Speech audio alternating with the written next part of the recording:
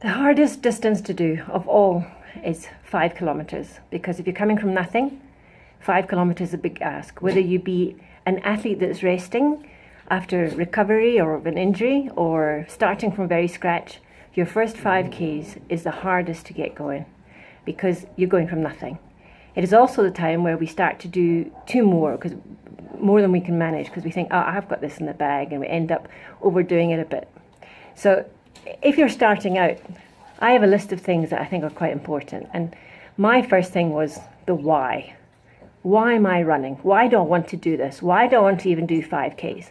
And if you've got a good sense of why, then that'll definitely help. It might be initially just to lose weight, or to get fit, or to get a little bit healthier, or just to de-stress. It doesn't matter what the actual why is, but as long as it's really important to you and it's really personal, it really will help.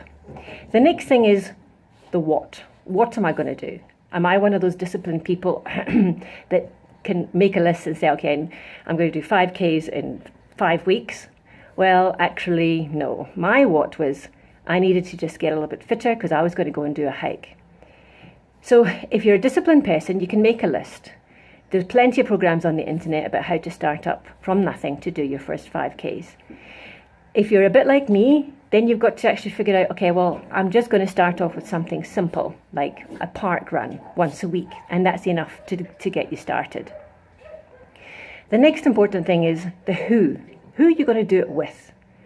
A lot of people make the mistake when they first start running, is like, who am I doing it for? I'm doing it for this one, or I'm doing it for that one, or I'm doing it because they don't like my bum looking too big.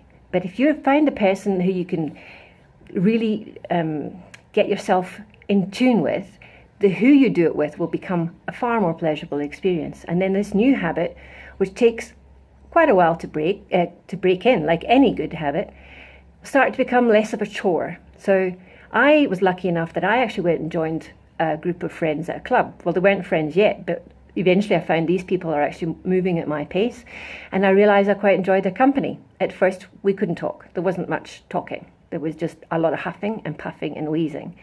But eventually they've become firm friends, and it makes such a difference for me to get up in the morning and knowing that I'm meeting a friend at 6 o'clock instead of just running by myself.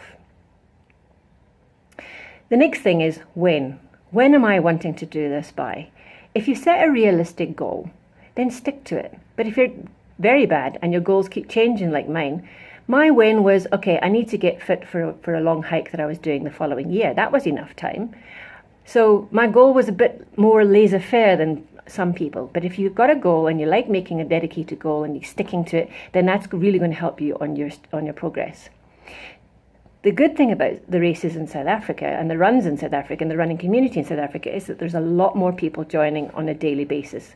On a weekly basis, there's a thing called Parkrun, which you can take your dogs, take your cats, take your prams, take your grannies, but then the grannies might beat you.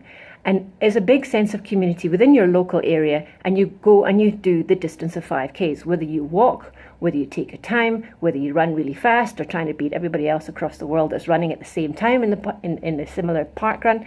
It's a really good way and an incentive to get started out.